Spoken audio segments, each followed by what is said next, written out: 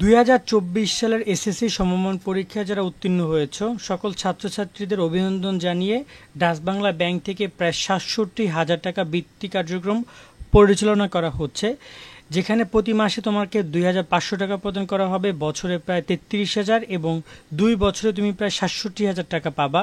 তো ইতিমধ্যে আবেদন কার্যক্রমের প্রায় বড় একটা পর্যায়ে চলে গেছে, যেখানে শিক্ষার্থীরা গত 14 মে থেকে 8 জন আবেদন করেছে। এখন আবেদনের ফলাফল প্রকাশ করার পালা।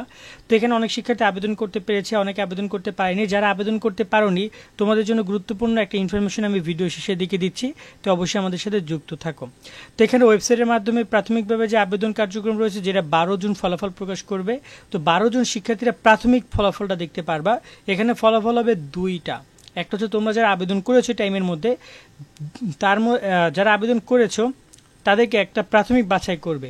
প্রাথমিক বাছাইয়ের পরে তোমাকে আরও বেশ কিছু ডকুমেন্ট নিয়ে যেতে হবে, যেটা 13 জুন থেকে 9 জুলাইয়ের মধ্যে তোমাদেরকে নিয়ে যেতে হবে ডাচ বাংলা ব্যাংকের মোবাইল ব্যাংকিং শাখায়। সেটা তোমার কাছাকাছি যে কোনো ব্যাংক হতে পারে, তোমার জেলা পর্যায়ে হতে পারে, উপজেলা পর্যায়ে হতে পারে, যেখানে খুশি সেখানে গিয়ে তুমি জমা দিবা। তোমার হচ্ছে এখানে বলছে যে প্রদত্ত নির্দেশিকা তোমাদেরকে দিবে একটা, সেই নির্দেশিকা অনুযায়ী প্রিন্ট সহ সকল কাগজের সত্যতা যাচাইয়ের জন্য ডাচ বাংলা ব্যাংকের যে কোনো শাখা বা মোবাইল ব্যাংকিং অফিসে তোমাদেরকে উপস্থিত থাকতে হবে, এবং সেখানে তোমাদেরকে সে ডকুমেন্টগুলো নেওয়ার পরে তারা চূড়ান্ত ফলাফল জানাবে SMS এর এই ওয়েবসাইটের মাধ্যমে, এবং তোমাদের হচ্ছে যে বা আমরা তোমাদেরকে জানাতে পারবো যখন চূড়ান্ত ফলাফল। বাট প্রাথমিকের ফলাফল প্রকাশ হচ্ছে 12 জুন। এই 12 জুন তোমরা ফলাফল দেখতে পারবা।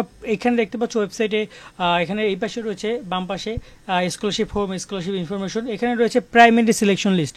এখানে তোমরা ক্লিক করবা। ক্লিক করার পরবর্তীতে SSC result, SSC 2024 SSC batch এখানে সব দেওয়া আছে, আবেদন শুরু আবেদন শেষ সব দেওয়া আছে। এখানে দেখতে পাচ্ছ যে লেখা আছে ভিউ প্রাইমারি লিস্ট। এইখানে একটা অপশন ওপেন হবে, এই অপশনটা তোমরা দেখে নিবে। এখানে অপশনটা ক্লিক করলে তোমরা যে আবেদন করেছো সেখানে একটা অ্যাপ্লিকেশন আইডি পেয়েছো না, বা তোমার নাম পেয়েছো না, সেটা লিখে সার্চ করলে তুমি চলে আসবে। তো এখন পর্যন্ত তো রেজাল্ট প্রকাশ হয়নি, তাই এটা দেখাচ্ছে না। রেজাল্ট প্রকাশ হলে এই যে ভিউ প্রাইমারি লিস্ট, এই অপশনটা ওপেন হবে, সেখান থেকে তোমরা রেজাল্টটা দেখে নিতে পারবা। এই একটা ব্যাপার। কেমন, এখান থেকে একমাত্র ফলাফল দেখা যাবে। আর একটা ব্যাপার হচ্ছে যে, আর ওভারঅল যে রেজাল্ট, স্কলারশিপের যে ওভারঅল রেজাল্ট, সেখান থেকে সেটা তুমি এইখানে থেকে দেখতে পারবা। যে স্কলারশিপ রেজাল্ট আছে না, এইখান থেকে দেখতে পারবা।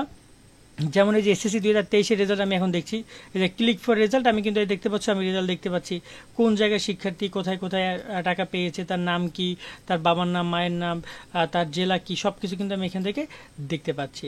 এবার আসে একটা ব্যাপার নিয়ে কথা বলতে, সেটা হচ্ছে যে যারা এখানে আবেদন করে না তারা কোথায় আবেদন করতে পারো। আরও বেশ কয়েকটা উপবৃত্তি কার্যক্রম পরিচালনা করবে, যেটা শিক্ষা মন্ত্রণালয় বা প্রধানমন্ত্রী শিক্ষা সহায়তা ট্রাস্ট, যার মধ্যে মেধাবৃত্তি, সমন্বিত উপবৃত্তি, আরও সাধারণ কয়েকটা বৃত্তিক আর্থিক অনুদান সহ অনেকগুলো রয়েছে। সেই বৃত্তির ফলাফলগুলো, সে বৃত্তির সকল ইনফরমেশনগুলো কিন্তু তোমাদেরকে আমরা এই চ্যানেলে দিব। তো অবশ্যই চ্যানেলটি সাবস্ক্রাইব করে আমাদের সাথে যুক্ত থাকবা তোমরা। আজকের মতো আমরা এখানে বিদায় নিচ্ছি। সকলে অনেক ভালো থাকবা। আল্লাহ হাফেজ।